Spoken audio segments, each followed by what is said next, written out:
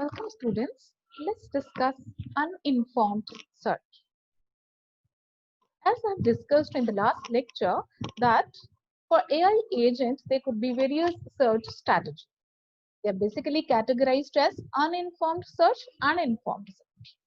In the case of uninformed search, the AI agent knows everything about its own goal, what are the different kind of states, what are the different kind of functions it can take, and how to achieve that particular goal. But it is not informed about the environment. It doesn't know and it doesn't care about the other things, like the other things which are happening in the environment, which are happening to his surroundings. So let's take that what are the various kind of uninformed search techniques in this lecture.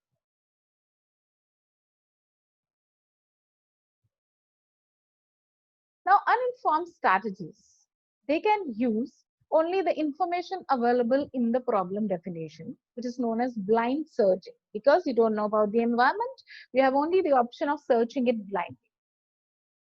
And the various strategies which are possible are breadth first search, uniform cost search, depth first search, depth limited search, and iterative deepening search. So we'll discuss each of this strategy in this lecture. So let's start one by one with each of the strategy.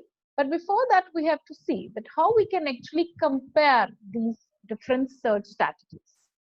We can compare the strategies in terms of 4 parameters, that is completeness, time, space, and then optimality.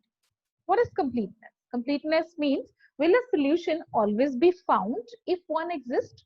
Will our algorithm give always one solution? Or at the end it will say, sorry, no solution is there. Time. How much time it takes to find a solution? Whether this is the algorithm which will do things in the shortest time or it will take longer time as compared to the other. It is often represented by the number of nodes searched because every strategy will be defined in the terms of trees and trees have nodes. So the more number of nodes are traveled, the more time it will take. Another parameter is space, because when we are creating an artificial intelligence agent, we'll be using the computers, and in computers we'll be using the memory, as well as we'll define that what is the time required. So time and space are very much important in the case of AI agents. Space defines that how much memory is needed to perform the search. It's often represented as the maximum number of nodes stored at once. If the number of nodes which is required to represent at one time is more, then the space required by the memory is also more. Last parameter is that whether your particular strategy will lead to optimal solution. Optimal solution means it should be a solution which will take less time, which will take less space, and which should be complete. So, if we need to compare the different strategies, we can compare them on the basis of the completeness, the time taken, the space required, and whether the nature of the solution is optimal or not. Now, let's take the look at the strategies one by one. And one more thing you need to keep in mind is that we can measure time and space complexity in terms of B, M, and D. Now, what is B? B is the maximum branching factor of the search tree. Let's say in the case of binary trees, the branching factor is 2. But in some problems, for different solutions, the branching factor may be higher. M is the maximum depth of the state. How much deep we can go in the tree, that is the M. Then is the depth of least cost solution. B and M are the properties of the tree, but D is the property of the solution. Our solution may be found at the last link or it may be found before that also. So D will determine that at what depth we have found our solution. Now let's take a look at the strategies. First, simplest strategy is breadth first search. Because we are talking about trees, the trees have basic 2 search categories, breadth first search and depth first search. We have already undertaken these 2 strategies in your data structure course, but we'll get a revision of it once more. In the case of breadth first search, first we'll expand the shallowest unexpanded node. We'll not go into the deep. First we'll expand the shallowest one, which are nearest one on the same level. Then only when the all nodes on the same level will be traversed, only then we'll move to the next lower level. So let's check this algorithm. Let's say this is a tree. It's a kind of binary tree because with every node we are having two children. Now let's take a look. First, the root node will be traversed. The root node is having an element A. First, we'll check the solution at node A.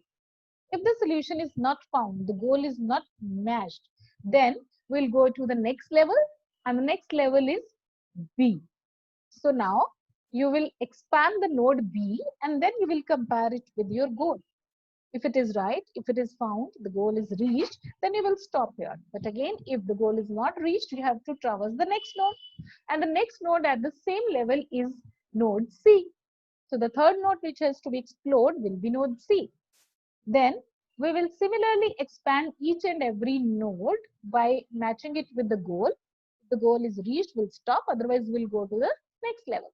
So then here comes D, then comes the other node. Now, what are the properties of breadth first search? Again, I have told you that we have 4 different properties. First is complete. Yes, the tree using breadth first search will give you a complete solution if the branching factor is finite. If the number of branches are infinite, then we are not sure. But if we have a finite number of branches, then you will surely reach a solution. What is the time required? The time required can be expanded like 1 plus B plus B2 and so on. Whereas, what is D? D is the depth of the tree, right? So at in the case of D, you will fill the formula, you will fill the value for D. At the node, at the level 0, D will be 0. At first, D will be 1. That at second, D will be 2 and so on. And similarly, we can calculate the space using the formula BD plus 1. The last one is whether the solution would be optimal. Yes, the solution could be optimal, but if the cost of one step is always 1. If the cost of the steps varies, then it may not be an optimal solution. So, the lessons learned from breadth first search is that memory requirements are bigger. Why? Because you have to first search the nodes at the same level. So you have to keep in memory each of the node at the same level.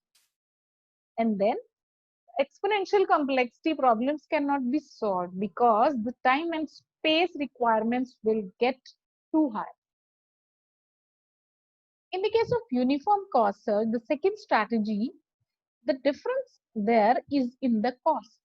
In the case of breadth first search, we have taken that every level, whenever we move from one node to the another, the cost will remain same. But in the case of uniform cost search, the cost will not be same. We will give definite cost to each and every move. So what happens in this algorithm is we have to check before moving to the next that whether the same idea is as of that of breadth first search, but we'll expand the least cost unexpanded node. Let's say if from A we can go to B and C. So from B and C, we will decide the node which is having low cost, not in the same order as of the breadth first search. So out of B and C, we'll decide which one is having low cost and we'll go to that node first. So that is the main difference between breadth first search and uniform cost search. Another is depth first search. In the case of depth first search, we will not go level by level, but we'll first reach the deepest level. Then we'll come back a level up and then again go in the deep and so on. Let's say an example. In the case of depth first search, the first node starts from node A, then next it will go to node B, then to D, and then to H, if there is any. And then it comes to the other side, C, F, and so on. So in this case, we will go deep by deep, not by the breadth wise. If we talk about the parameters, Whether it gives a complete solution? No. If the depth is very huge, the complete solution may or may not be possible. If the space is finite, if the depth is defined, then we can definitely find one of the. For the time, it is less as compared to the particular breadth first search, because here you can see that here we have considered BM, not BD, as in the case of breadth first search. There we are choosing the depth, but here we are choosing M. M means if at a particular level we have found the solution, we'll stop there. That's why the time is less as compared to breadth first search. Space is also linear space required, that is B into M. And the kind of solution it's providing, is it optimal? No, it may or may not be optimal. We are not very sure of. Then is depth limited search. What happens in depth first searches? Sometimes we go deeper and deeper and may not find a solution. So how to cut short on that time and effort? It is done by using depth limited search. That means we will limit the depth. We will say, okay, even if the original depth is, let's say, 16, you will not go to the 16th. You will just search till the 8th level, and then you come back and then you will search the other deep roots, but not the one throughout the 16. So that is what is known as the depth limited search. And the last one is iterative deepening search. What is that? It's a combination of, you may say, depth first search with the limited depth. But the difference in iterative deepening depth first search is, first we'll use the deep depth first search algorithm as usual. Then we'll find the best depth limit. That for this particular goal, what should be the ideal depth limit? And first we can use the depth limit like 0. And then you may increase it less. Okay, we can go one more further, and then we can go to the second depth also. That means randomly you will decide that what should be my best depth limit. And that is what is called an iterative deepening search. So there are 3 variants in depth first search: depth first, then depth limited, and then iterative deepening. So in the case of depth first search, you will just go to the deepest node until you find a solution. In the case of depth limited, you will go in the depth, but only at a particular level. You will not go beyond. In the case of iterative deepening, first you will go until a level, then you will go only 1 or 2, 3 nodes down. Then you will come back at that level, then again go to do 2, 3 levels down, then again go back at that level, then 2, 3 nodes down, and so on. So it's a combination of both the previous strategies. So this lecture I have summarized, I have discussed the various uninformed kind of strategies. First search strategies, breadth first search kind of strategies, and there are 2 variants: normal breadth first search and the uniform cost. Then I've discussed the depth first strategies, in which I have covered 3 variants: depth first, depth limited, and iterative depth. So thanks all.